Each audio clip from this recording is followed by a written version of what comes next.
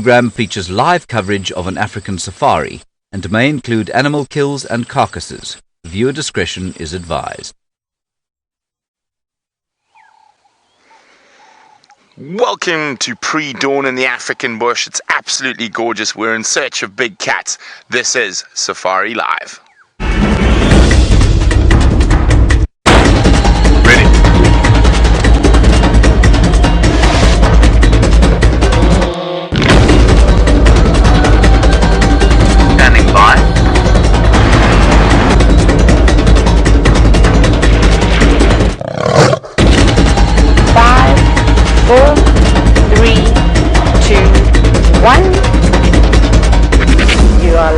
You are live. Morning. Welcome again. My name is Leo Smith. I have, how many nicknames can we get for him today? Dangerous Dave the Dish. What was Tayla calling you? Like Davy Gravy. He's so nice you just want to spread him all over yourselves. So I got Dangerous Dave, the hottest thing to hit the Cape Town beaches this summer, on camera with me today. And we are now down on our southern boundary, where we saw Alsohyena last night, and having a look for Karula and both cubs. So it is a thing we do a lot, driving up and down the southern boundary, and hopefully we're going to find some leopards this morning. And it was a particularly beautiful sunrise for those who were watching the Djuma dam cam, but the big cloud bank from the east coming off the Mozambique coast looks like it's moving in. Will it hang around? Will it dissipate? We'll only find out later. Now we are hoping to find tracks going this way, not that way. And young Shongile was seen around here, probably not too far from this little cut line that's coming up. Apparently she was sleeping on a termite mound while we were watching Alsohyena fish for terrapins, unsuccessfully.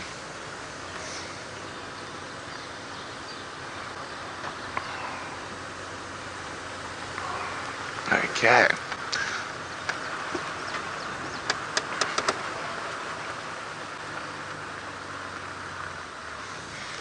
Now we're just going to check very, very carefully.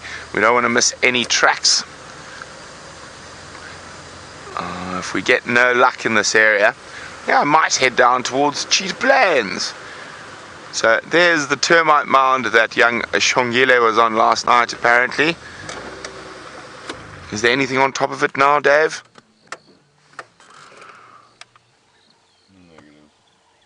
No leopard on the termite mound this morning, and no sign of tracks so far.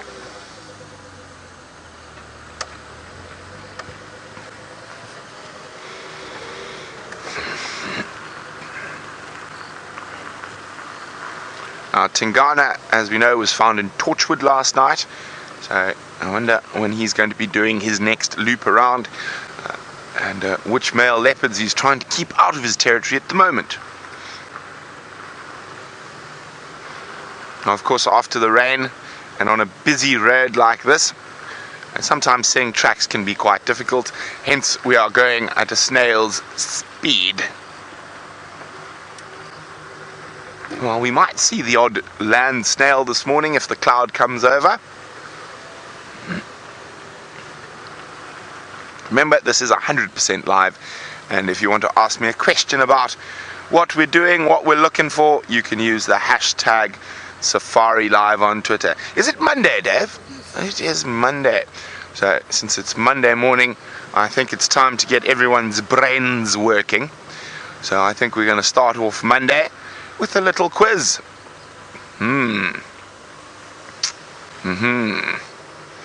What should we quiz about, Dave? A nearly impossible tree quiz. We can definitely do one of those, but the problem with a nearly impossible tree quiz, Dave, is you need to find a nearly impossible tree first. And this area is not a good area for nearly impossible trees. It's quite easy tree area.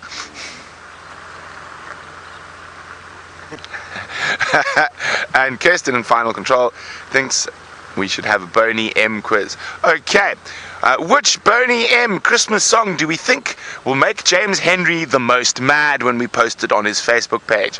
Which Boney M Christmas song will make James Henry the most mad when it is posted upon his Facebook page? I've been posting one a day since he's been away on his Facebook page. You can do the same. I actually encourage you to do the same.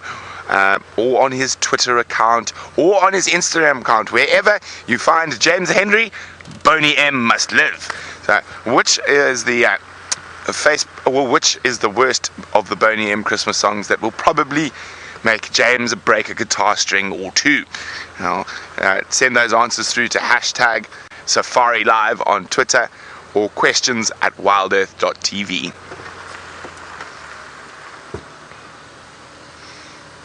I think I know which one it's going to be. It's the one that would drive me the most mad, which is now stuck in my head. Pa-rum-pa-pum-pum. Or Brian, yesterday, when in between segments, he started on the morning safari, he got the little drummer boy in my head, and then I managed to get rid of it during the day, and then 5 minutes before we went live, Brian went pa-rum-pa-pum-pum, and then for the whole 3 hours going, stop it! Anyway, I even tried to listen to some Led Zeppelin to get rid of it. It didn't work. The little drummer boy seems to have staying power.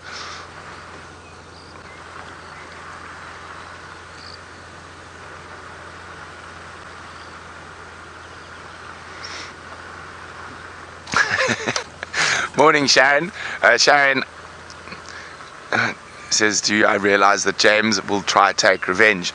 Sharon, I count on it, because then I can counter-revenge his revenge. And I'm a better prankster than he is.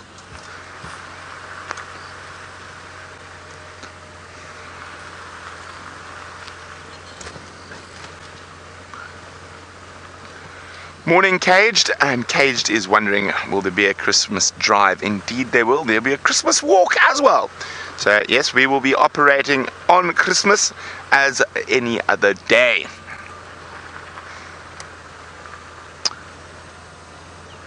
And that is the one incredible thing. We do operate every day, 6 hours a day, 365 days a year.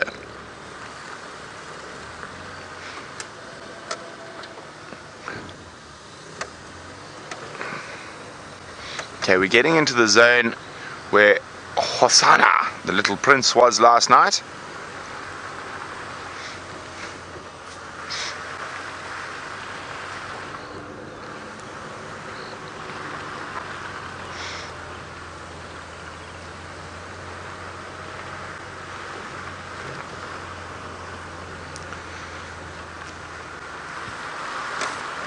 Just hyena tracks so far.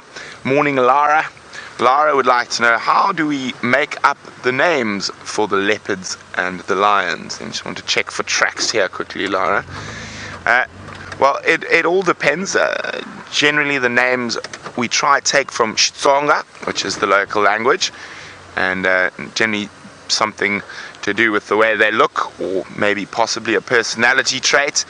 And then those names are put forward to the head rangers committee. And it all depends where the leopard's seen. So if the leopard's most seen on Djuma, you have sort of more voting rights than the others. But if it's sort of seen on Little Gowrie, then Little Gowrie will have more voting rights than you. So it all depends, but generally a bunch of names will be put forward, and the best one will be, or the one that gets the most votes at the head rangers meeting is the one that wins through. So all the names are Xitsonga, so Hosanna means little prince, and that name came from the fact that Krula is often referred to as the Queen of Djuma, and that's where he got his little name from. Shongile means, which is his sister, means exquisitely beautiful, which she is. And some of the lions, Mfumo, which is the big male Birmingham boy we see the most of, that means authority, and he got that name because he is the biggest and most dominant of the Birmingham boys, beating up his coalition members regularly, although he doesn't come out of it unscathed, as he has some wounds that but that's a male lion. Male lions always have a good wound or two. Okay, so this is where that young male leopard disappeared into last night. He might not have moved far. He could be sitting atop a termitaria staring at us right this very moment. Or maybe he's gone back to the pan to fish for some more terrapins.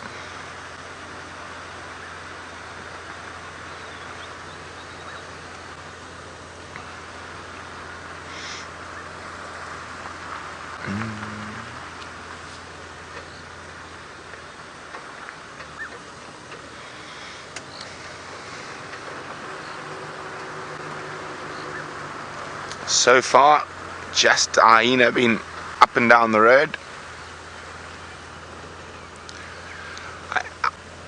Hello, Michael. Michael's wondering how far from the cubs was Karula found. Karula wasn't found yesterday. We actually haven't seen her since she was mating with Tingana, so I'm not sure how far she is. But she can be up to 10 kilometers even away from the cubs while she's hunting.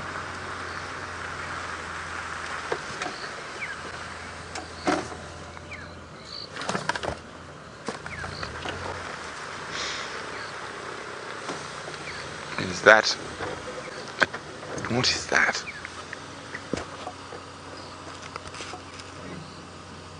A pile of sand.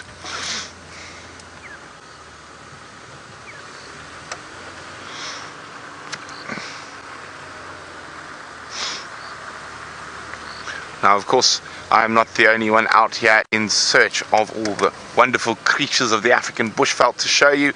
So let's go say a good morning to F there. Hopefully he doesn't get into the mud too early this morning.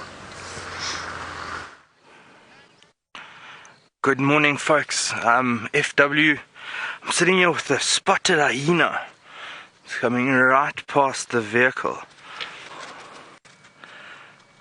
On camera with me today we've got Brian Hubert and the Thumb. What a lovely start to the morning. Ran right past us and it's carrying on the road. I don't know about following it for... Let's follow him for a while. See what he gets up to. I'm going to quickly turn around.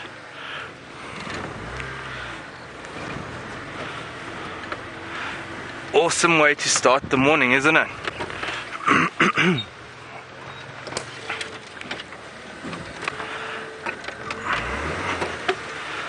I'm gonna give it lots of space, see how long we can keep it on this road, just running in front of us. So, up.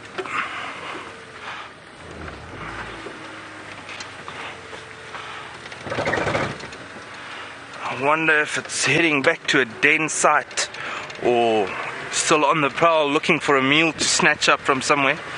Often you see them out on their own like this, where they maybe on the move, and if they find something they'll call the rest of their clan to come in and come join them in their feast.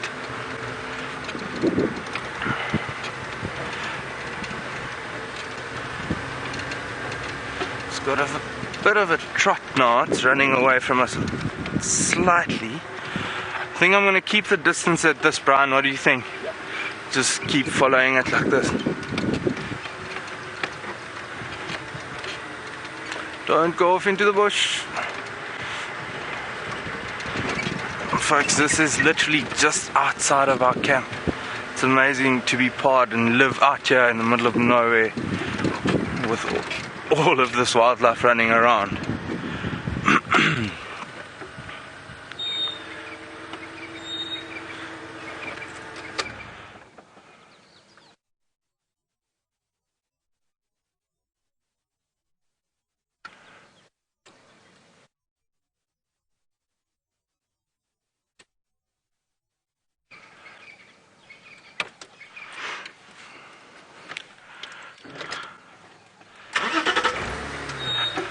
It's good to hear everyone's extremely excited and happy to see hyena again.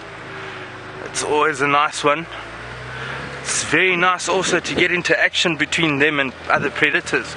So something like lion and leopard on a kill, there's a lot of action in those situations where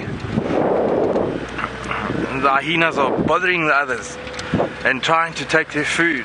It's quite. I've seen a bit of tug of war myself with a leopard female that killed a warthog, and she was trying to take that up a marula tree. The tree was still quite small though, so the poor animal was hanging off the tree, well, quite low to the ground, and this hyena grabbed hold of it, and they were pulling each other. The leopard had the hyena pulled up off its front legs, and then eventually the hyena got a proper grip and stole the poor leopard's kill. Some impala in front of us, the youngsters running around.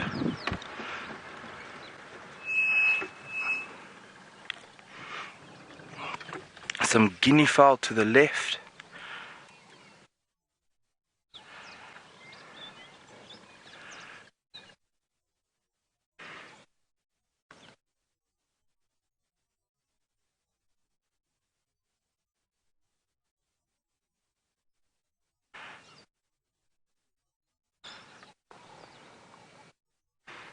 What a beautiful start to a lovely day in Africa. A lot of noises, all the birds saying good morning. They survived the night. Look at that sunrise, it is incredible.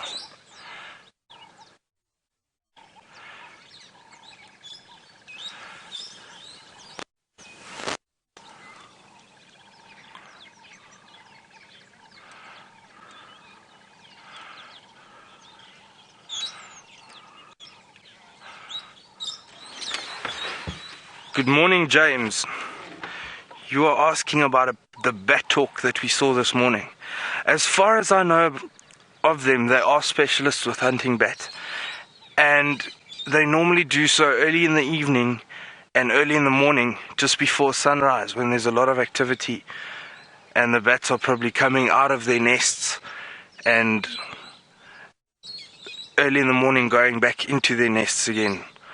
Brent told me he lived in a place where there was a barn or something, and there's a bat hawk used to park right in front of that barn early in the evening and wait for the bats to come out of the barn after their day nap and just catching them. Yeah, crazy. It was so exciting to see it though. First for me, like I said earlier, so the list is growing, the bird list is always growing. It's quite interesting. In front we've got two females fighting, pushing each other around. Everyone's quite silly this morning. Look at all the jumps and the babies chasing each other around. There's another one that was grooming herself.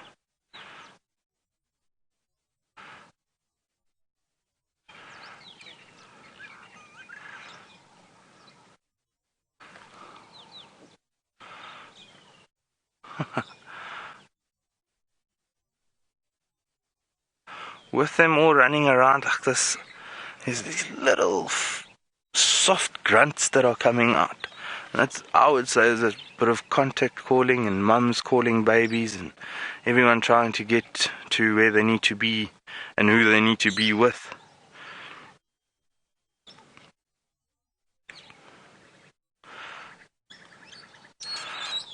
I wonder why they're so excited though.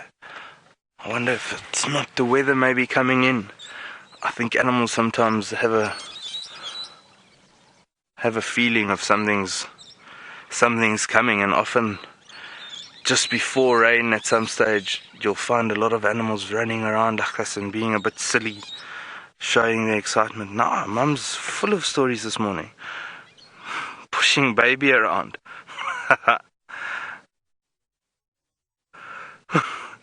Baby in for a very unfair fight there, shame. Baby stretching those front legs. Oh.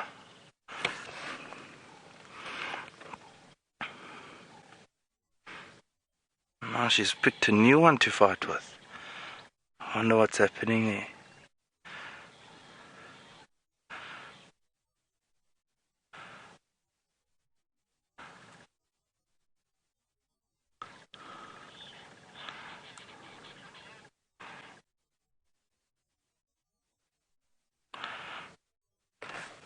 Shamson, you're asking how old Impala need to be before they start breeding. The males will wait for a bit longer in their life, maybe 5, 6, 7 years before they're strong enough and be able to get a bit of dominance in their hierarchy. I think the females will breed a lot earlier. Maybe 2 to 3 years she'll be ready for mating, or ready to give birth, at least be big enough and strong enough to do that. So yeah, my best, I would say about 2.5 years is when she'll start having her first lamb.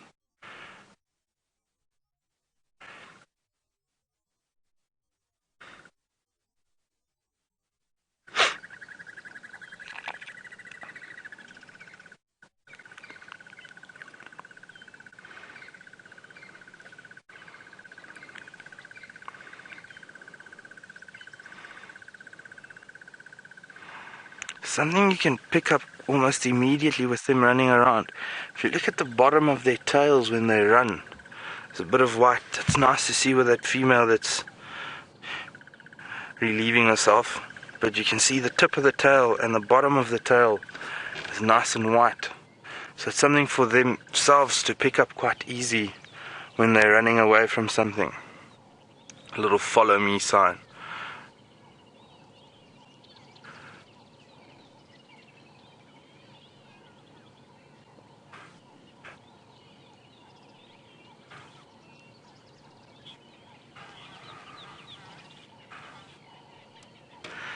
Lane, you are asking about how many Impala babies they'll have at one time.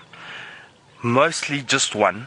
I've heard of twins every now and then, but twins don't do too well. Often the mother struggles to give both all the nutrients and the food that they need. You must remember, out here it's not the easiest life. It's all about survival, and trying to survive is fairly difficult. So one baby has got a much better chance of surviving and making it to adulthood rather than looking after 2 or 3.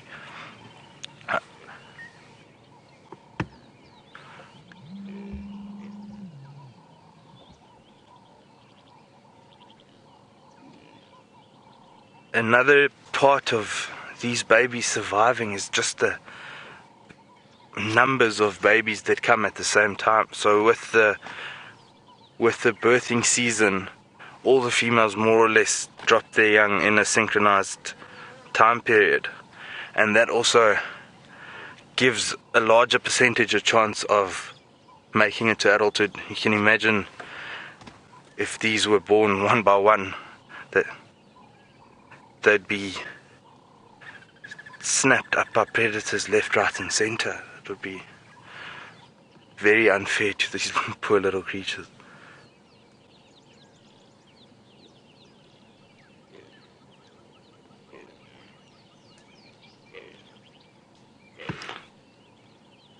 This is definitely one of my better Impala sightings.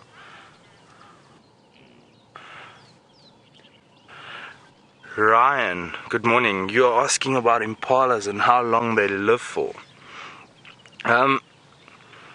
If everything goes well, I would say maybe 10 to 12 years would be a good life for them. I think that's fair to say. Yeah, I would say 10 to 12 years.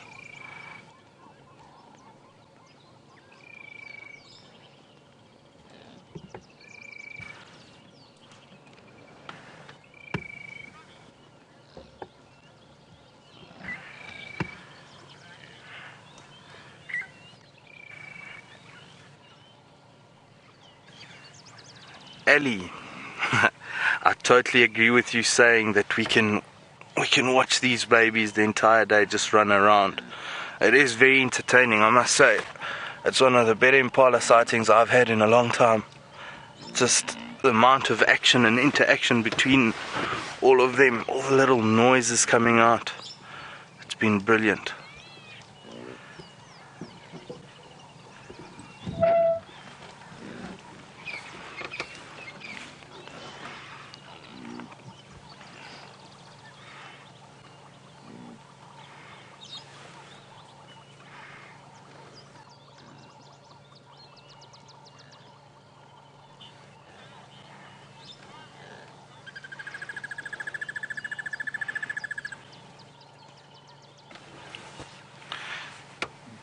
Jason, good morning.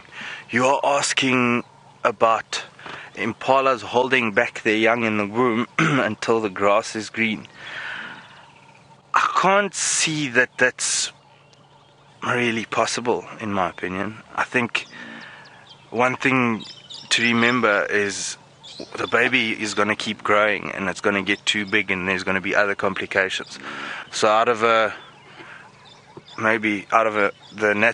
anatomy point of view, I don't think it'll work. And what I do think could happen is they could change their breeding time, the specific breeding time, maybe adjust that a little bit and give you the impression that they're holding it for longer, but I highly doubt that they'll keep it for longer.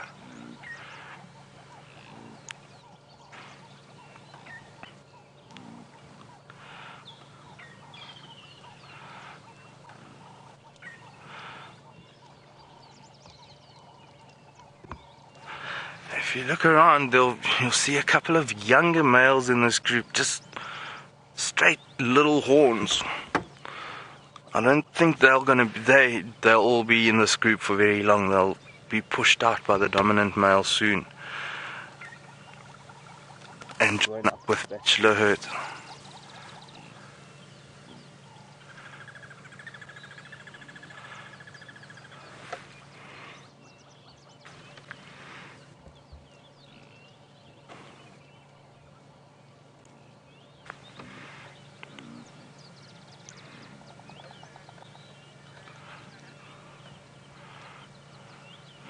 Folks, this has been an amazing impala sighting. We're going to head over to Brent. He's still scratching around and see what he's up to.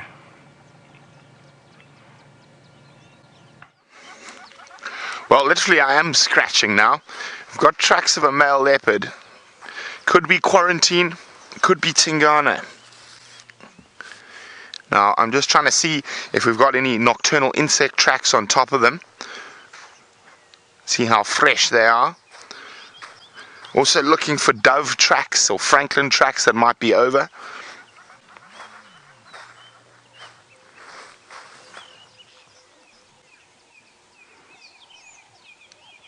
So,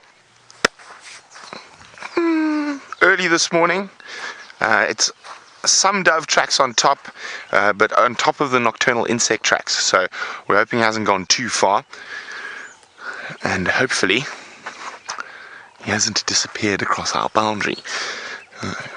But one must remember, for every leopard and lion that leaves, one has to come back eventually.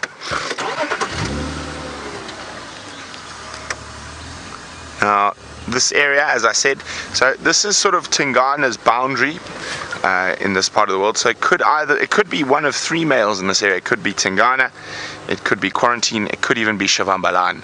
So interesting. I'm definitely going to follow these for as long as we can. We want him to go that way, not that way.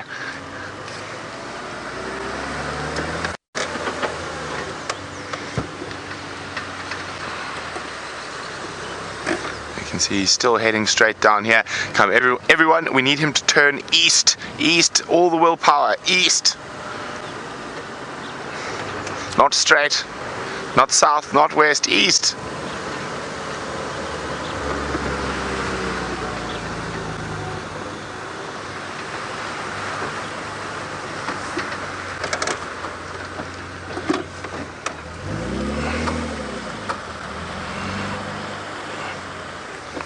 Okay, that's okay. He needs to take the shortcut through here. Let me just see where his tracks are going. Michael, hello. Yes, Michael, indeed, I did hear that my old friend Djuma, the male leopard, was seen on Cheetah a few days ago. Okay, there the tracks going. Let me just have a quick look. I would very much like to see my old friend Djuma, Quarantine's brother. He was my favorite leopard.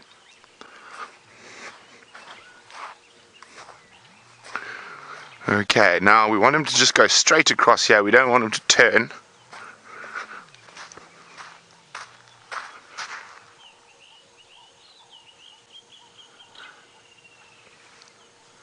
There's some starlings alarm calling. No sign of tracks going that way. Let's just double check which way he went.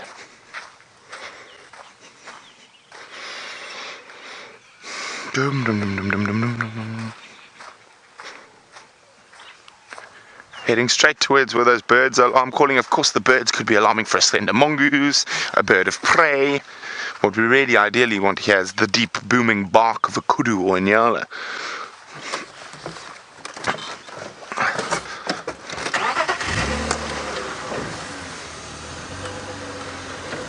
I'm going to concentrate on trying to find this leopard. While we do that, it seems like FS also got some tracks to show you, so let's go have a look.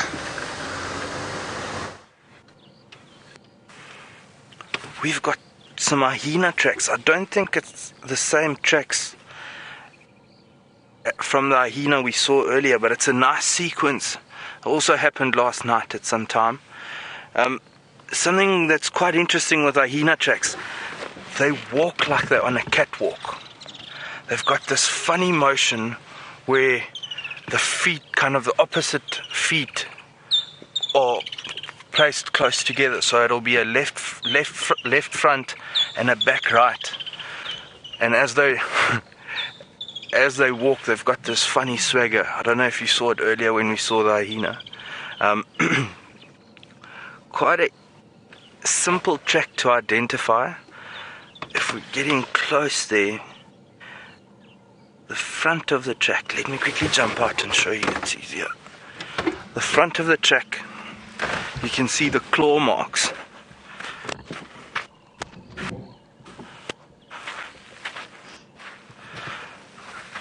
So where I'm pointing here, you can see the claws. With a lion or a leopard, you won't see that. Their claws are retractable. And then also, if you look at these two outer toes, it almost looks like a kidney or a crescent shape. And the toes are quite close together. And then they've only got 2 pads at the back, not the 3 that a lion or a leopard would have. So, quite easy to recognize after a bit of practice. Let's carry on. Let's follow these tracks for a bit and see what else we can find.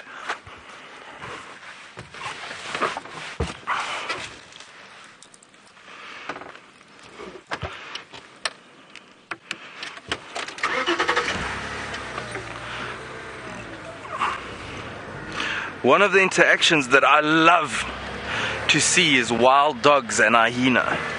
It's crazy how scared hyenas get of wild dogs and how they run around tails between the legs while the wild dogs are chasing them around.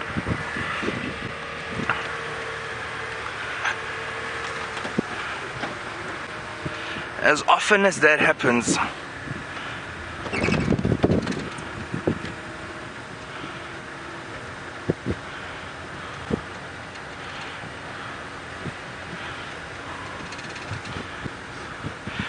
Lance, you are asking about wild dogs and if they are necessary for the ecosystem.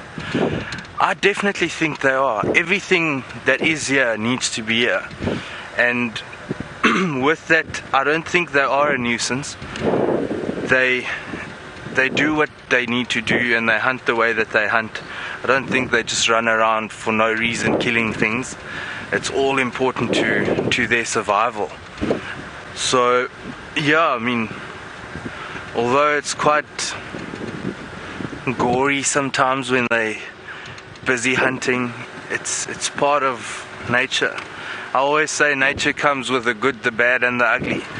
Sometimes we see the good, like we saw this morning with the Impala running around. Sometimes we see the bad and sometimes we see the ugly. It's all part of the show, it's part of life.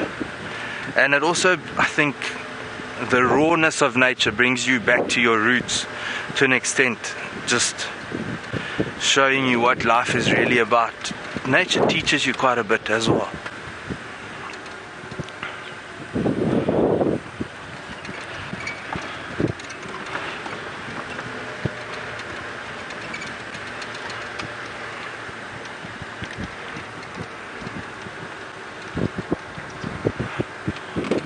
I really wonder what else is going to show itself this morning.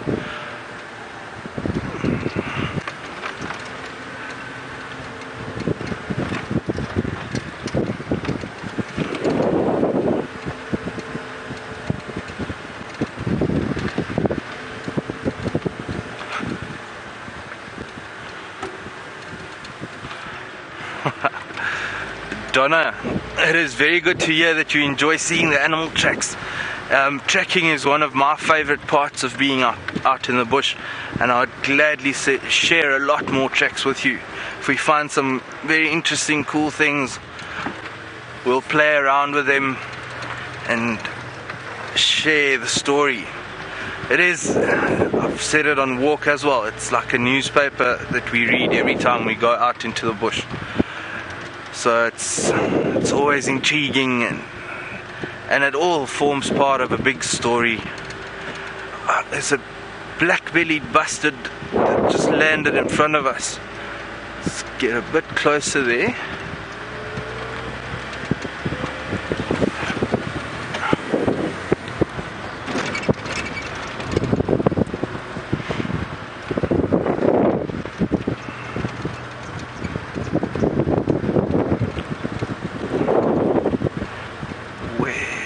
Where's it gone?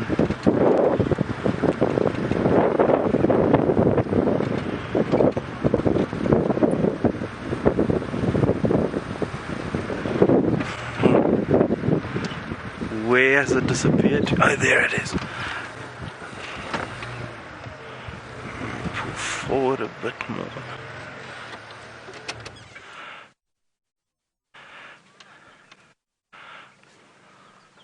See how those tail feathers are up? Wonder who it's trying to impress. I didn't hear a call, but there's a good chance that it might call. Something quite interesting with their tracks. Birds have got a huge amount of different tracks, but ground nesting birds don't have any toes facing backwards. So it's just got the 3 toes facing forward. And then it looks like someone took a round stick and just punched a little hole in the ground. Big heel, just a little hole where all the toes attach to. Because they don't need to perch, they don't need that back toe to do anything, to grab a hold of anything. Should I go forward a bit, Brian, and get a bit of...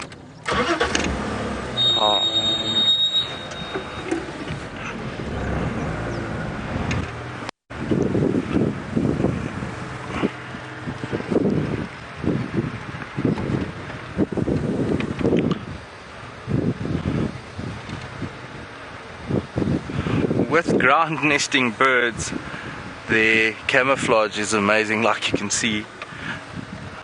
Just moving the vehicle a tiny bit and it's just disappeared again.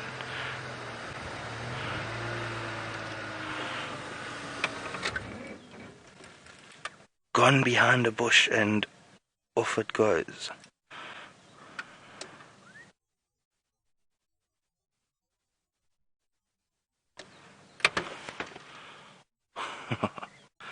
Let's carry on.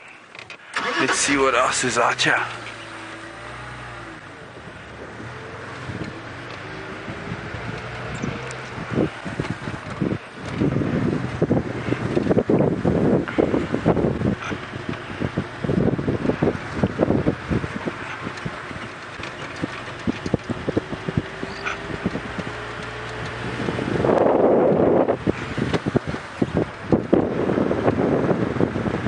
Earlier with our hyena tracks, I didn't explain to you how to see which is back and which is front. Animals carry a lot of weight in their upper body. All their vital organs is carried in the upper body. So their paws, their front paws are a lot bigger. The back paws much smaller.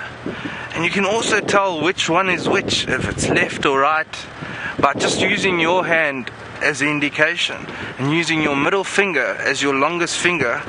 You use the same and you look for that with, let's say, the hyena track we saw. You look for that longest finger, see if that's the second digit, and that's the longest.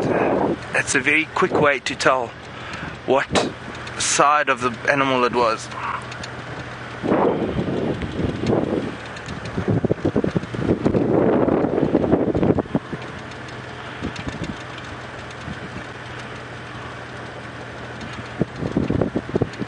Sure. Sarah, you are asking if there are any other hyena species native to the Djuma area. I've never heard of any sightings of brown hyena or striped hyena, or actually aardwolf being recorded in this area. I might be wrong, so if anyone does know exactly if there's been recordings of those animals, please let me know.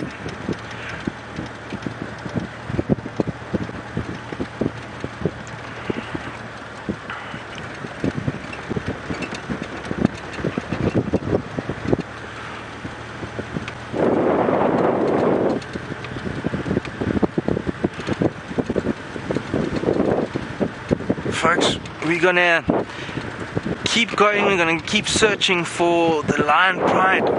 That was the plan early this morning. We're gonna head over to Brent on Cheetah Plains.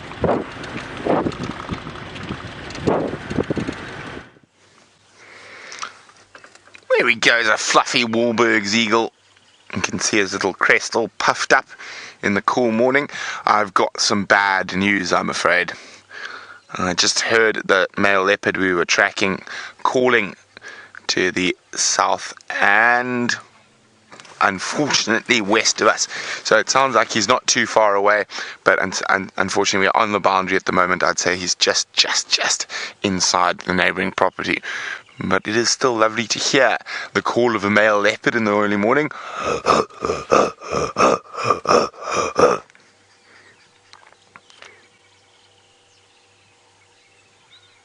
He's supposed to answer, but he's not.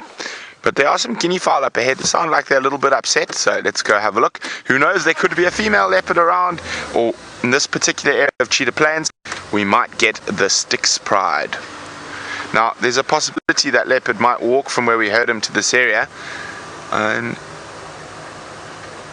those guinea fowl alarm calling, hopefully, fingers crossed, might be some good luck for us.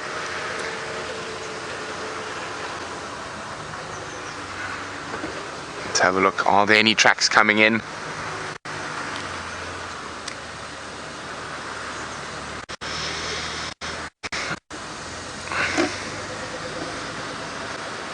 Morning, Guinea. Now, Guinea's wondering, has anyone seen Mvula lately? I heard he was seen in Buffalo's Hook by the Djuma game drive vehicles, but not by us, unfortunately. But he is around on that Manuleti boundary. What are you staring at, waterbuck? Ah, silly waterbuck. Staring into the drainage line,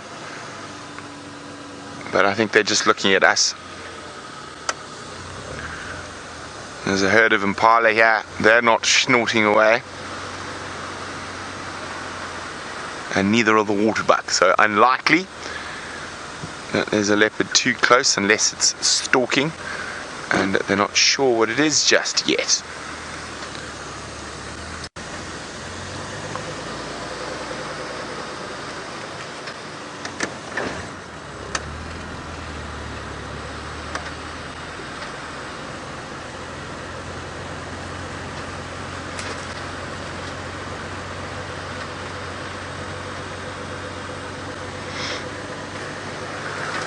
No tracks here. Well, we're going to keep moving. I think I'm going to go check the southern boundary of Cheetah Plains. We haven't done that in a long time, and who knows, maybe the Cheetah boys might be back for a visit on the great open expanses of the Cheetah Plains open areas.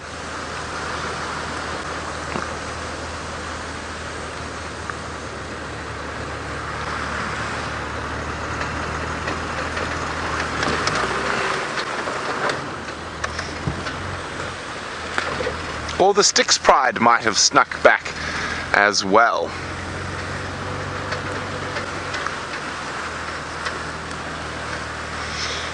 I'm yet to see the new additions to the Styx Pride.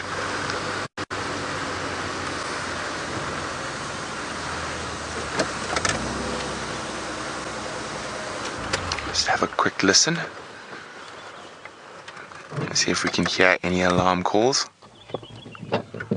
So far, just the beautiful dawn chorus.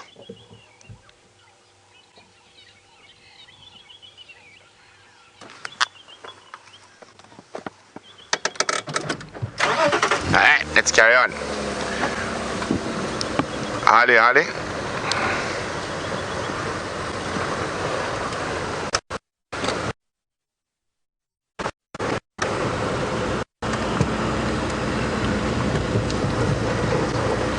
We should be through this dip. We do apologize.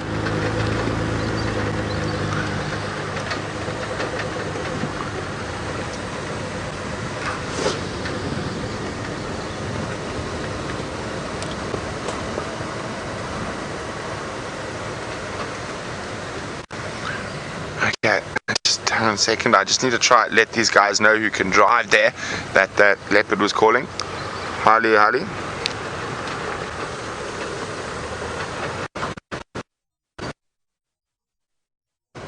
My other radio. Aha! I hear Ephraim.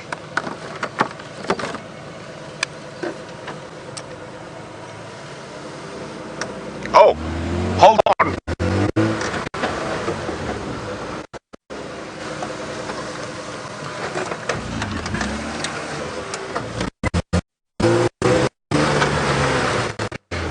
There's something come through on the radio. Hang on, guys.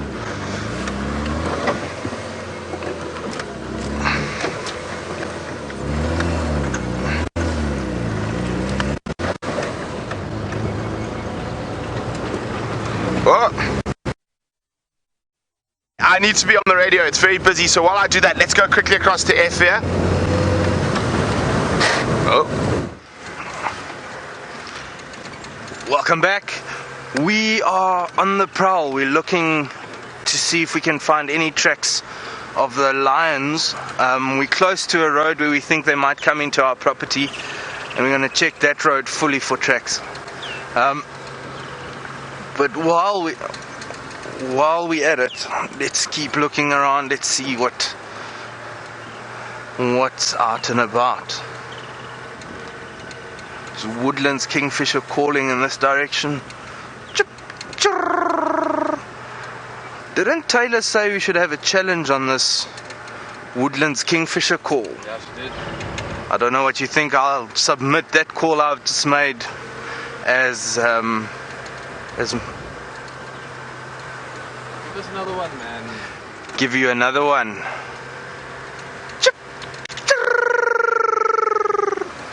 It is the most beautiful sound when you start hearing them in November, but after a while they do get to your nerves. They start working on your nerves.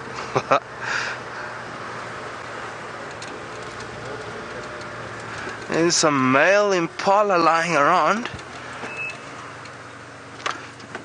Let me go back a little bit. Just behind this big knobthorn. There's two more just to the right of it. They're a bit obscured by a tree that's been pushed over.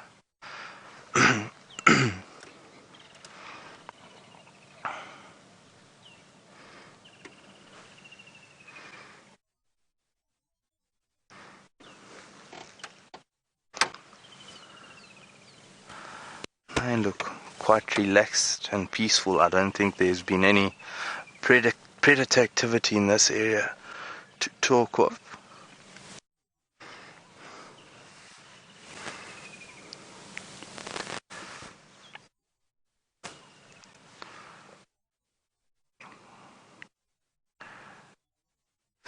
This I would call a satellite group of males, just the three males together. Often they branch away from the bigger bachelor herds that have much larger numbers in them.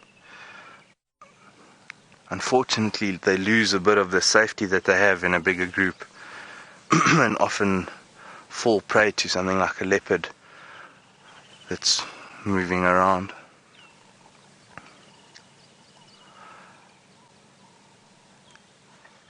In this knobthorn just above the impala, let me just go forward a bit more, but about halfway up, if we focus in on the first branch that goes out to the left, it looks like there is a leopard orchid sticking out there. It is amazing how those leopard orchids live in these trees, sometimes in dead trees as well. And they basically form their own basket that they get all their nutrients that they need. This is still a tiny one. Is it? No, it's not the leopard orchid, it's grass. Interesting, I wonder how that got there.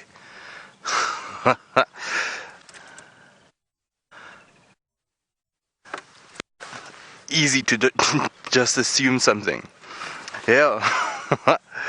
Well, that's interesting. It must have been by a bird or insect that took a seed up there and it started growing. There's little micro habitat that's just started there.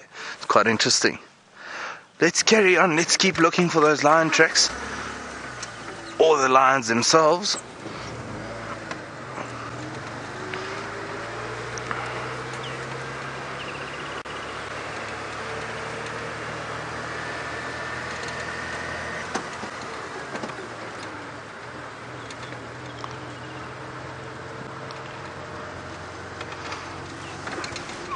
Folks, while we keep looking for these lions, we're going to head over to Tayla, and she's wearing a nice Santa's hat this morning in the spirit of Christmas. Good morning, everybody, and indeed I'm wearing a Santa's hat to the build-up of Christmas that is just around the corner. Can you believe that this year has gone so quickly? I can't, but anywho, my name is Tayla McCurdy, and on camera with me this morning we've got VM, and of course the mighty protector Herbie is out to keep us safe. Now, I've just woken up. No, I'm joking. I've been up for a little while now.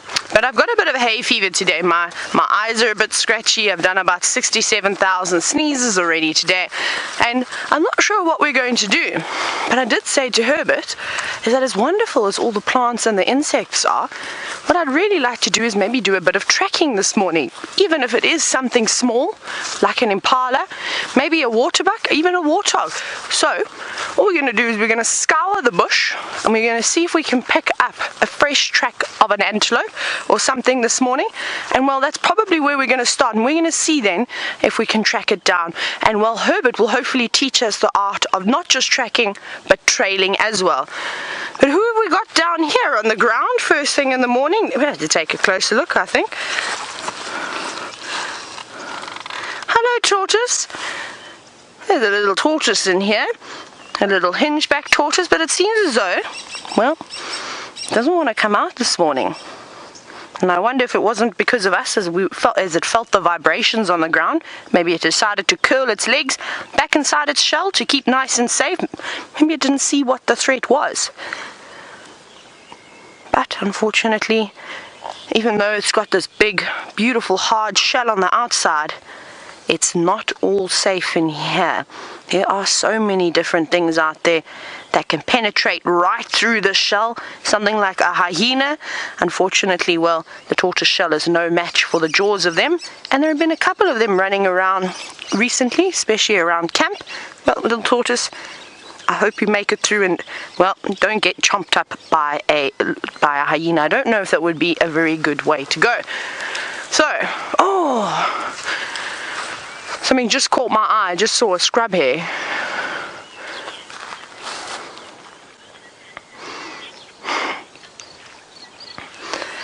Good morning, Tina from Canada. Now, you've asked probably the best question I've ever heard, and now this is going to take a little bit of thought. So, Tina, you've said, since there are no deer in Africa, what pulls Santa's sled? Very, very good question. I reckon it's a combination of things. I reckon there's probably an elephant up in front, because, you know, Santa's sleigh is probably filled with all sorts of presents and that type of thing. So I think you need a good, strong animal to pull. And, well, a couple of impala. You've got to have impala there. Maybe a big kudu bull to lead the pack. Now, of course, I'm being completely ridiculous and I'm not sure, but we're going to get on trying to find a track of some animal and see if we can trail it down. But let's shoot back across to Brent and see what his plans are.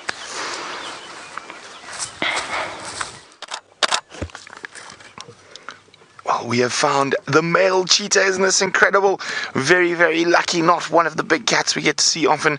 We started looking for leopard, but we found both the male cheetah on Cheetah Plains, living up to its namesake on this sunrise safari.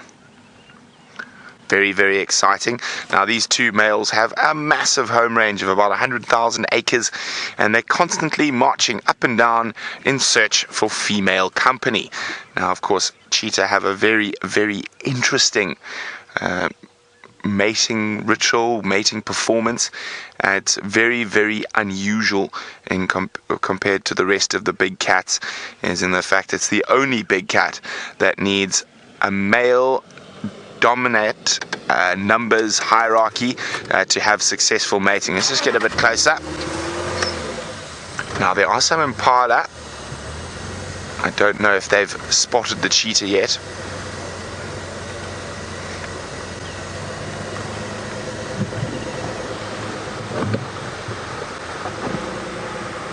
Oh my goodness, it's all happening here at Cheetah Plains. Ephraim's just found a leopard right next to us as well. We're going to stick with the cheetah.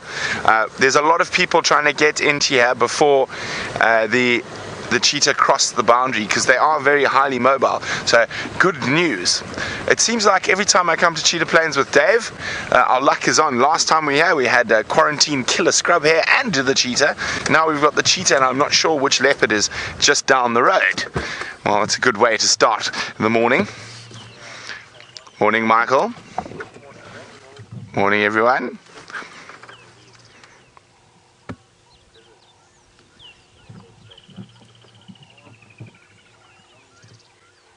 So what we'll probably do is we don't have a chance to spend too much time here. As I said, there's a lot of people trying to get to see these incredible cheetah before they disappear to the south. So we'll spend a few more minutes, then we'll go across to where Ephraim is, and if there's a chance a little bit later, then we'll come back to the cheetah once everyone has had a chance. So have a quick look, get some nice screenshots.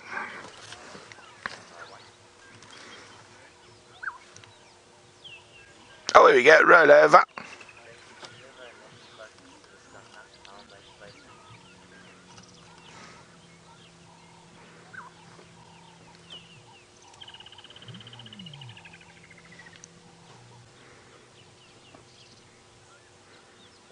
Now, they were looking quite hungry. Let's see, I'm going to have a look over my shoulder if those Impala have spotted them.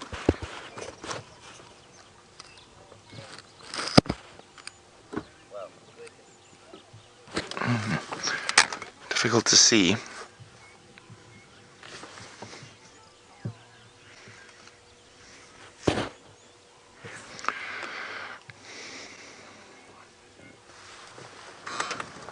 Dark Princess is wondering, what are the major differences between a cheetah and a leopard? Now, if we zoom in on this wonderful cheetah next to us here and have a look at its eyes. There we go. You can see there's that black, almost tear stripe that runs below a cheetah's eyes. So a cheetah has a dark area around its eyes. The reason for that is that it is a crepuscular or daytime hunter. Well, crepuscular means most active at dusk and dawn, but they will also hunt during the day. So also you will see they have distinct spots rather than rosettes. So they are far more slightly built. They are taller than leopard, but they are much, much sort of skinnier, and they have a very different body structure, a very supple spine.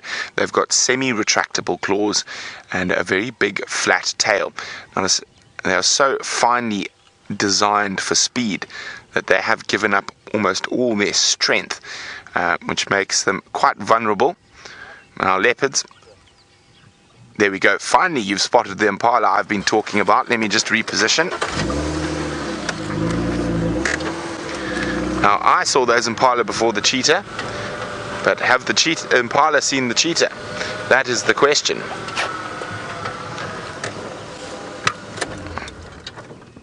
There are the Impala.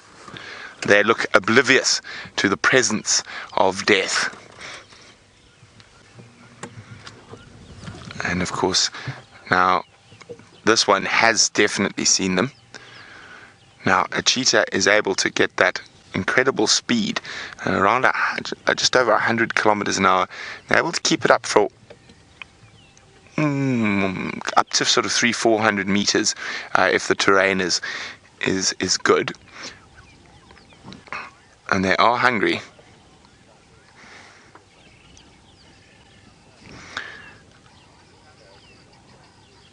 Although this is almost a little bit too open. An impala will have far too of a head start.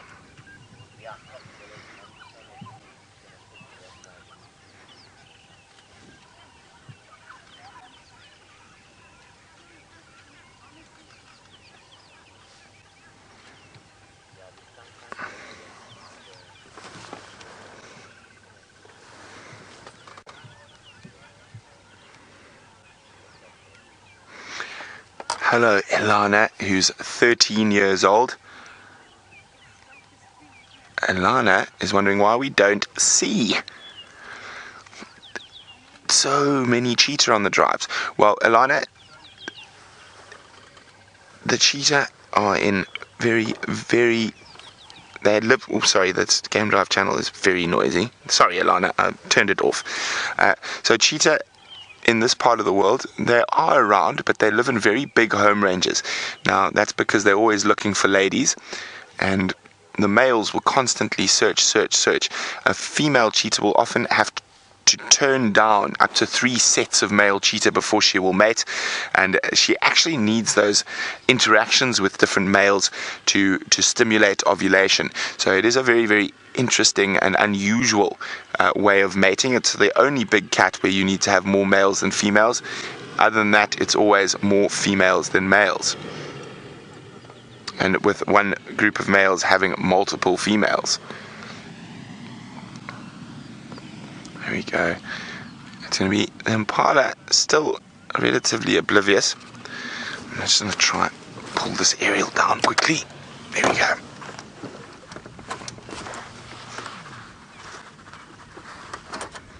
Just tuck it in there for now.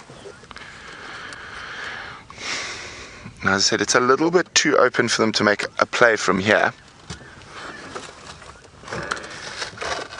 Has that just zoom in? Has that one impala become wise? Nah.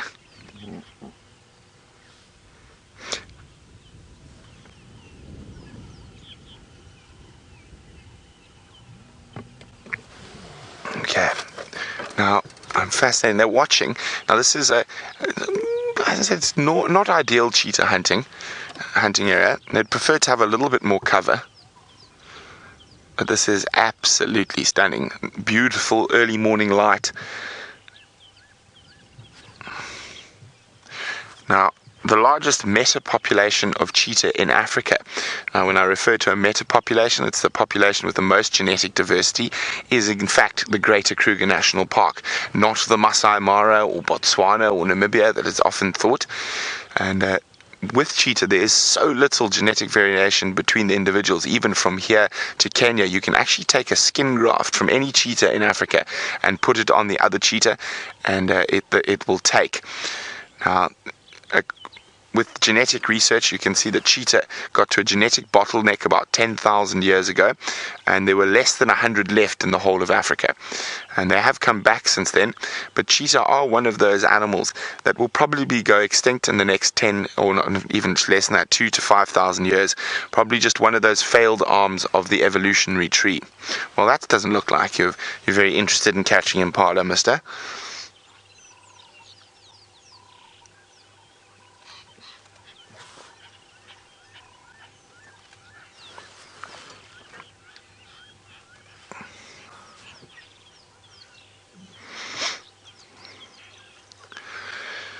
Now, of course, there's 2 male cheetah here, and Mike is wondering, will they hunt as a team or are they solitary hunters?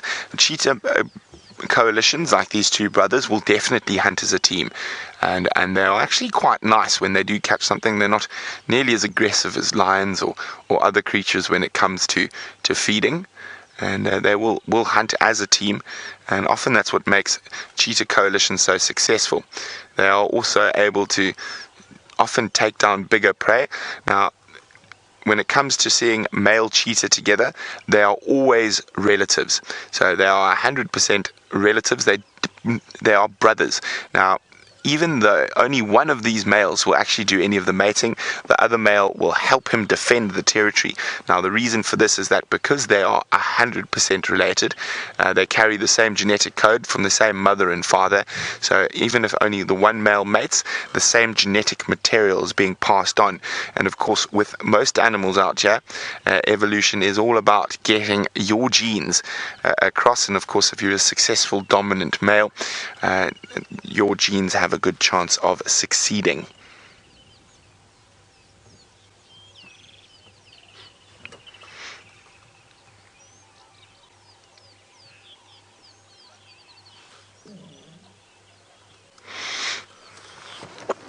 Hi, Jenny. And Jenny's wondering, are there any female cheetahs around? Well, Jenny, I've only seen one in my nearly 2 years up here, and I actually saw it on foot on Djuma. So the female cheetahs wander in often quite larger home ranges than the males. And as I said, that's due to their very strange breeding cycle, where they need to be stimulated by multiple males before they will actually breed. So yes, there are female cheetahs around. I've seen female cheetah tracks down here on cheetah plains. Now, only time a female cheetah becomes really sort of territorial, but they're not really territorial, but they start sitting in one spot for a while, is when they have cubs. So then you can almost guarantee some good female cheetah viewing for a while. But generally in this part of the world, the most common is to see the males, and they generally walk quite a similar route, and that's why we often see these male cheetah in a very similar spot every time we do spot them.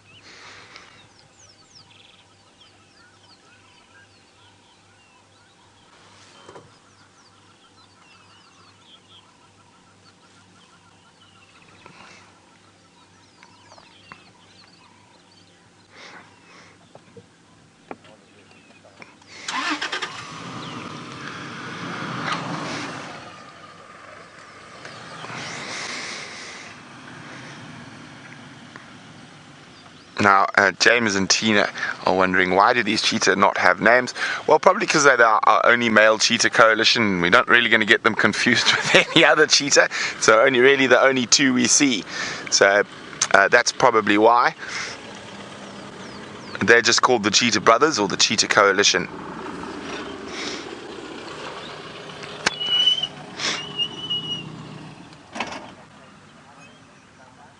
Now, in their interactions that we see, it's near impossible for me to tell which is the dominant out of the two.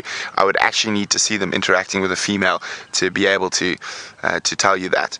Now, male cheetah coalitions will fight other male cheetah coalitions, and often very violently and for very long. And I know for a fact in northern Botswana, in the area I used to live in, the first ever male cheetah fight recorded on camera in the wild went on, and it was between two coalitions of 3 males, and it went on for 7.5 hours. So a really impressive long fight. And in that fight, the males got confused. They would end up whacking one of their brothers and go, whoops, wrong male, next one.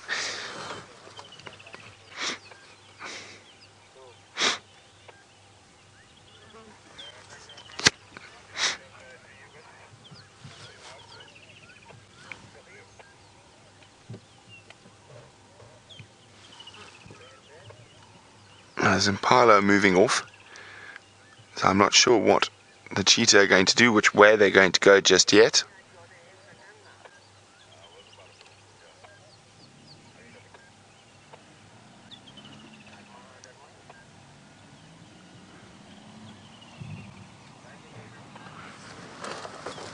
Sorry, that game drive radio is just, I need to get on to see if there's anyone else waiting. As I said, we will try come back.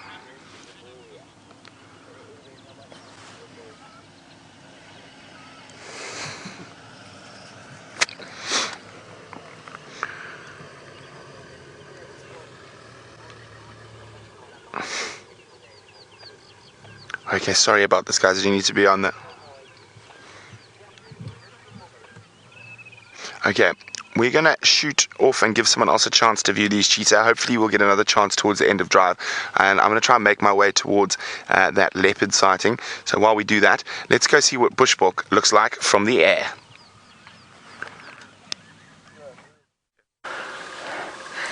Now you're probably wondering, how on earth did we get this view from all the way at the top of the sky?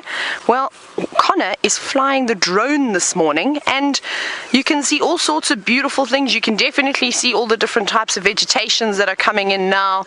The sky is lightening up, the clouds are thinning out. It's a wonderful 69 Fahrenheit. You should see us, as I've got my bright red hat on this morning, so that it was an easy target for you to spot from the sky, because sometimes, well, when you're out in the bush, you wear this camouflaged uniform and, well, we blend in very well.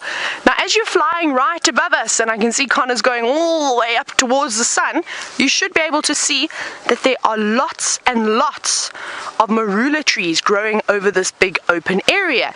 And as I'm sure you know, because I'm sure Steph and the rest of the gang have indeed spoken about the inhabitants of quarantine open area. Now, generally marula trees love to grow on sandy soils. However, some of these trees were actually planted here by the locals that roamed in this area about 30 and 40 years ago, somewhere around there.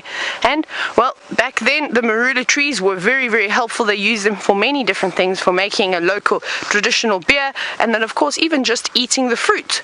So instead of having to travel far distances in search of all the marula trees, and traveling, like I said, far and far away, it was more convenient for them to actually just plant them close by, though I can imagine that they probably would have taken quite a number of years to reach the height that they're standing at today. But what we're going to do is eventually we're going to come back to eye level, and I'll show you a couple of other things around here. But just isn't that view amazing from the top? All the animal pathways, the road network.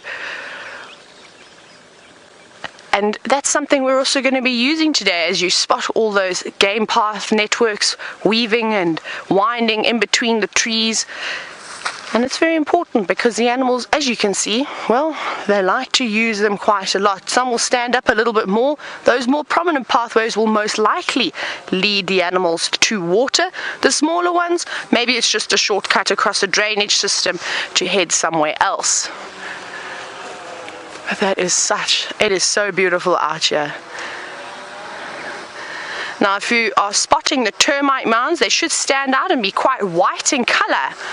Now, some of these termite mounds are actually old huts, which we'll take a closer look at a little bit later. So usually wherever there's a termite mound, there was most likely a home of some sort. But isn't that just an incredible view? Not only now you're seeing us from the ground or in the vehicles, you now get the view of a bird's eye, like a battalier soaring over the plains, possibly looking for something to eat. But, well, Connor is not looking for something to eat with a drone. He's having a good practice this morning, and I think he's doing a sterling job. On the ground, of course, and like I said, I wanted to show you a couple of different things that we can see here on the ground. Let's have a look over here. Now, I don't know when you last saw this, but I haven't seen it before, and Herbert very kindly brought me to what used to be an old hut. And if you look very carefully, you'd be able to see that there's a big ring of soil that goes around this termite mound. What I'll do is I'm going to start over here and I'm going to walk back around just so you can see exactly how wide it used to be. So I'm just walking on the outside, and the ground is slightly raised as well. So we go through here. So this entire perimeter goes all the way around and then to the back of the termite mound. This used to be a hut many, many years ago, and if you come on a little bit closer, you'll see that there's quite a bit of this horrible grass growing around here. Can you see all the stuff broken down? Now, this is of course called yellow thatching grass, and unfortunately it's not really useful to us or to really any of the animals, other than you can use it to make a roof. And the broad-bordered grass yellow, of course, lays its larvae in here. We're not going to go too far because I want to come back and tell you a little bit more about everything around here. But I believe that Brent has got a spotted cat or two for you.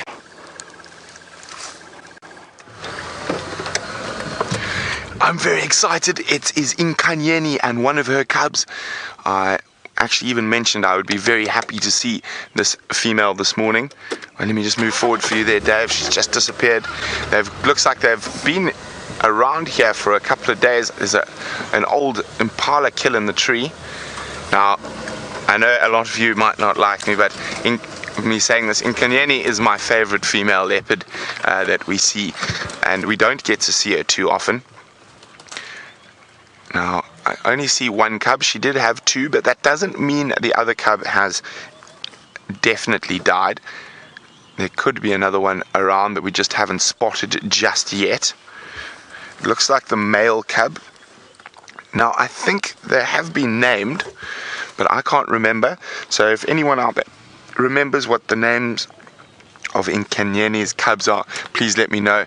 Hashtag Safari Live or questions at WildEarthTV.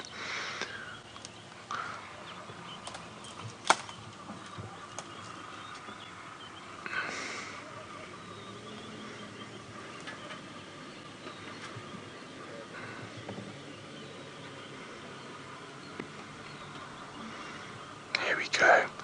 Now she is a beautiful, beautiful female leopard. I'm just going to try reposition.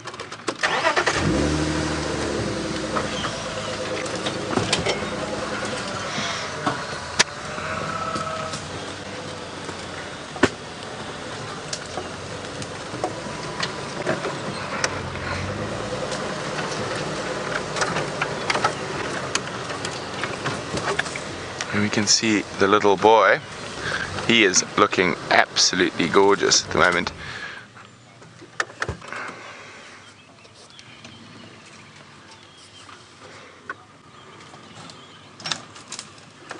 Look at that. Oh, it's been a big cat feast down here. Oh, he's going to go say hello to Mom.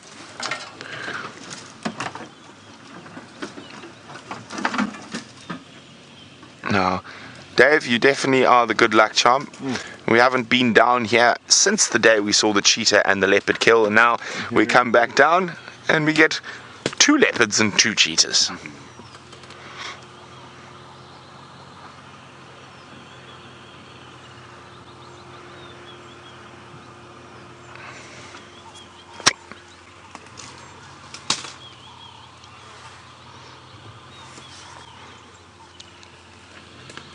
Michael says this is the first time he's ever seen Inkanyeni on the live drives, and Vuyatomi, I'm not sure, I'm going to double check that, but that, I think it means lucky, possibly. I can't remember. I think Shanae actually named this cat. Shanae did name this cat. Now you might hear what sounds to be an airplane in the background. It's a bat hawk. It's an anti-poaching microlight, actually. So if you do hear that noise, don't worry. It's just the Kruger flying along their boundary. Let's try and see if we can get into us. Oh, we've got. I can focus on it. It was what is that? It's a grass seed attached to a spider's web that was hanging in front of the lens. Is there? No, it's not. Look at that. There is a little bagworm that has made its cocoon look exactly like a grass seed, and obviously they dropped out of the tree now, and that wasn't spider's silk, that was bagworm silk. Isn't this absolutely incredible? You can see the little worm there now. And I mean, that silk he spun looks exactly like a little grass seed.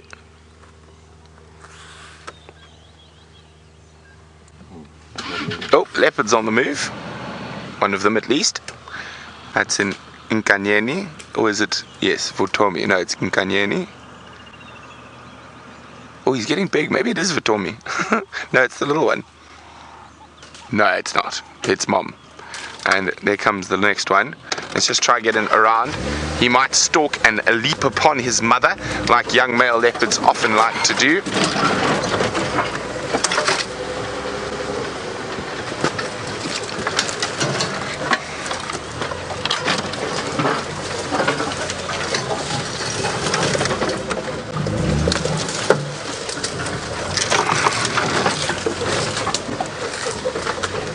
Oh, she is gorgeous. She's definitely my favorite female leopard.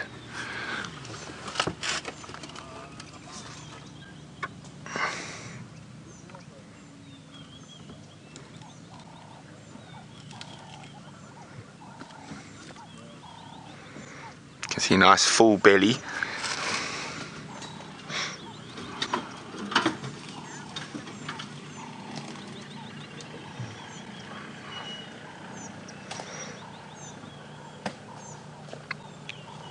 Hello, Amber. Amber is wondering, how old is that cub? I'm trying to remember now, but he must be about 14 months, maybe. And he, being a little male, he normally stays with his mom till he's about even up to 2.5 years old.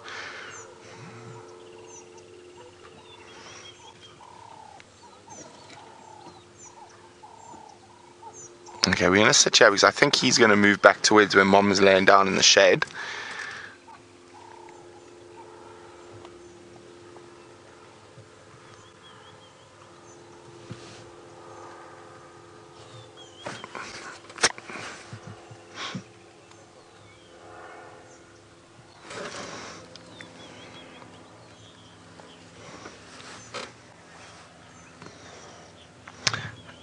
Judy would like to know, is this leopard related to Karula? Judy, it's not. As far as I know, she's the daughter of the beacon female that used to reside in Buffelshoek and Torchwood. So she's not related to Karula.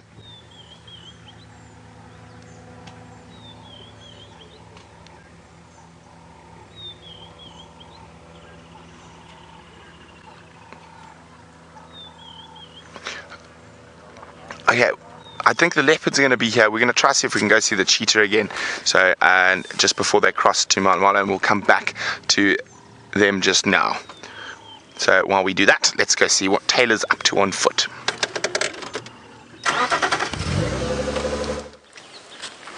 Now, wasn't that just the most incredible view you had earlier of the big open plains? Now, you're probably wondering, as you were seeing all those massive marulas, and well, you can see them growing around us. They're everywhere here. I mean, pretty much wherever you look, there's a massive marula tree. Now, there's something that we see being pushed over on a regular basis out in the bush, and I'm sure you're wondering, why on earth have the elephants not pushed these trees over? Now, remember I said about 30 to 40 years ago, there were people still living in this area, and that's most likely the reason, is that because the people were inhabiting this space, the elephants probably thought, oh, we better just back off and leave them alone. I'm sure they came in a couple of times to try and eat their crops and probably get to the marula trees, but those people would have been enough of a deterrent. So that slowed the process down and allowed some of these marula trees to get so massive that you can't even reach your arms around them. But come with me, because like I said, we were looking at this area and I walked the sort of circumference of it and I showed you that it was an old home. Now, some of you may have seen this, but I don't think we've seen it in a long time, and I know we've got lots and lots of new viewers watching us all the time. So have a look here. Look at this. I'm going to pick it up because I just want to show you how incredible this is. This is the handle of something, and it was most likely for a pot that Herbert said probably to boil water, so like a kettle in some way. And well, it's massive, but you can imagine it's not just like us where you're making a cup of coffee for 1 or 2 people. It probably would have boiled water for quite a few people in the village. So I can imagine the pot must have been massive underneath it, and they probably would have had to have used 2 hands to pick it up and put it over the fire, which they would have had somewhere nearby, not too far away from their house as well. But I'm going to put it back, and that's just incredible as well. And there's a couple of plates. Have a look here, what's buried in here. There's a plate down over here, also made from a type of a tin or a metal. And then if we go all the way down to the other side, I'm going to show you what used to be a grinding stone. Now, one of the reasons why the people chose this area to live in is because it has got such sandy soils. It makes it easier for farming to go on. So they could plant crops. The ground wasn't too hard. It wasn't a tough clay soil. It was very, very easy. And I'm sure they probably added a bit of soil to make the perfect mixture in order to grow whatever they were growing. Now, this is half a grinding stone. Unfortunately, the other half seems to have disappeared. But what would have likely happened is they would have taken the corn or the maize that they may have grown, brought it here, and they would have had another stone, probably not this one, but we'll just use it, and well, they would have ground down in order to make a fine powder to try and make something like flour. So there would have been a big fire pit somewhere close by here. Like I said, there was no need to spread things out. Everything happened right here. The grass, the yellow thatching grass, grew right here, which they used to make their roos. They had the marula trees. They could collect fruit from that. They could make a traditional beer from that as well. And then I'm sure their crops were growing just a wee bit in the distance. Isn't that just absolutely amazing how just standing in just a small area, how so many different things were all happening here. So picture in your mind 50 years ago, for example, so I got a bit excited there, people all sitting around the fire drinking the traditional beer, or the woman maybe cooking, boiling water to make a coffee or anything along those lines. I just think it is so amazing. Now, like I said at the beginning, we're going to do a little bit of tracking today. So this man over here, Mr. Herbert, is of course the king of tracking. Hey Herbert, when you were little, your dad, I'm sure, or your grandfather taught you to track from when you were a young boy. Yes. And what was your favorite animal to track when you were a little boy? Livestock like cattle. Okay, so you heard Herbert, livestock, cattle, probably goats and all sorts of other things. So that's how you started. Yes, And everything started as a little boy, tracking all those livestock, like I said. And then you got better and better, and well, here you are today.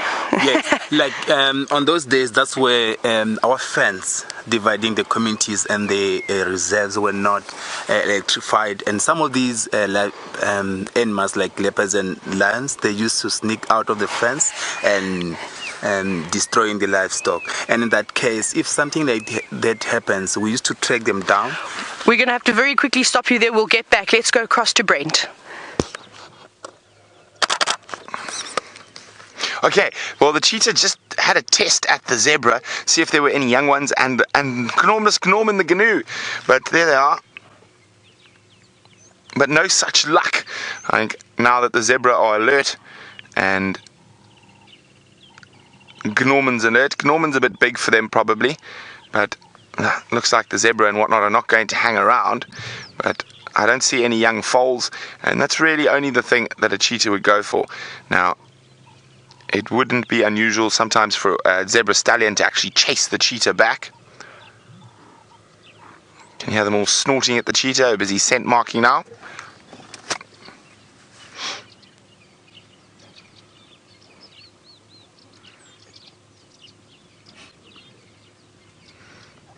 There we go. Cheetah and zebra in the same shot.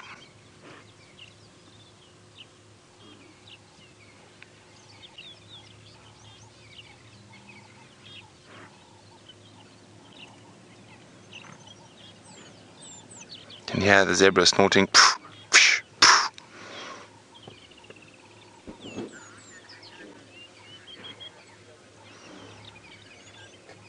Now, look at this. You might see the zebra herd sort of gather together and chase the cheetah. They do that from time to time.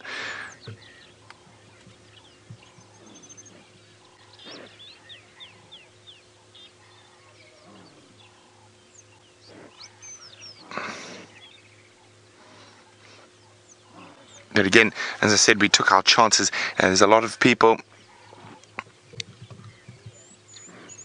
Here we go, they're going to lie down now. And again, we just took a little gap while other people were on their way. As I said, lots of people trying to get in here to see these cheetah. And it's not one of the more commonly seen species here in the Sabi Sands. So here we go. I think we're going to leave them be again for a while.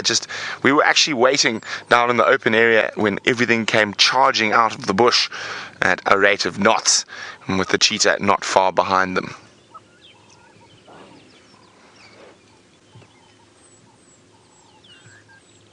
Okay. Well, the zebra now chasing each other. Oh, so much excitement. There were cheetah this morning. Okay, let's move along.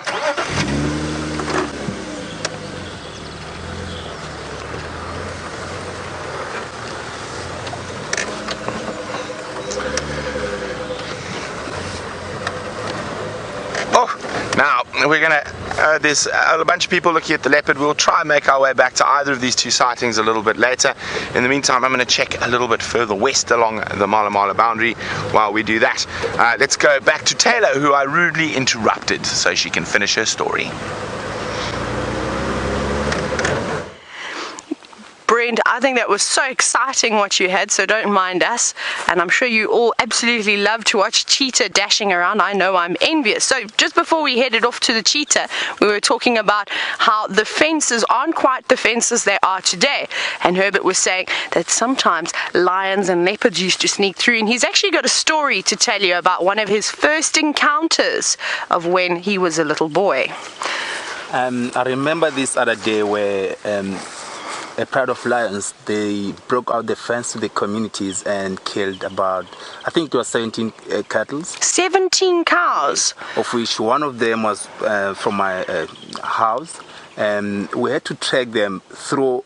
The only track that I was following was the one that was from my house, because I knew exactly how does the tracks look like. And eventually we came to two big male lions feeding on one of the cows, and that's where they gave us a growl. We stopped, and one of my friends turned back and ran. And I had to stop, and we shouted at these male lions, the charging lions, and eventually they stopped. And we had to reverse and went back to the community to report to the elders, who then called in the reserve managers, who quickly responded to the situation, and they had to take back the pride, and that's where my trekking started. That's fantastic. I think that's really amazing as well, and that the great relationship that the elders of the community had with the parks board, or when before this was the Sabi Sands, and there were just animals and things roaming around to whoever they needed to contact, and that's something that we see. Is we often see human and animal conflict in sort of the more remote areas. I know we used to see it a lot up in the Lower Zambezi National Park, the elephants encroaching on the farmlands and eating all the crops in the drier seasons, and you can't really blame them. So I really think that was truly an amazing story. Firstly, that's one of the first encounters Herbie had with, of course, two big male lions, and the devastation they can bring to a community by taking out a whole lot of cattle. And then, of course, the way in which the elders responded, instead of being angry and cross and we must kill these lions because they killed our crops, all they did was, they're not supposed to be here anymore, and they just called, of course, the parks board, and they came in and handled that situation amazingly. Whether they darted them or chased them back across into the reserve, I'm not sure, but that's just an amazing story. I actually get goosebumps when we all have relationships and good connections with people, instead of trying to harm the beautiful animals and wildlife that we have around here. But now, of course, things have changed a little. We have put a big electrified fence up, and that's to give the people living outside and in the communities an opportunity to not worry about looking over their shoulder every second of the way, and making sure, of course, that their cattle are always nice and safe. But Herbert, those fences don't stop the leopards, do they? No, not at all.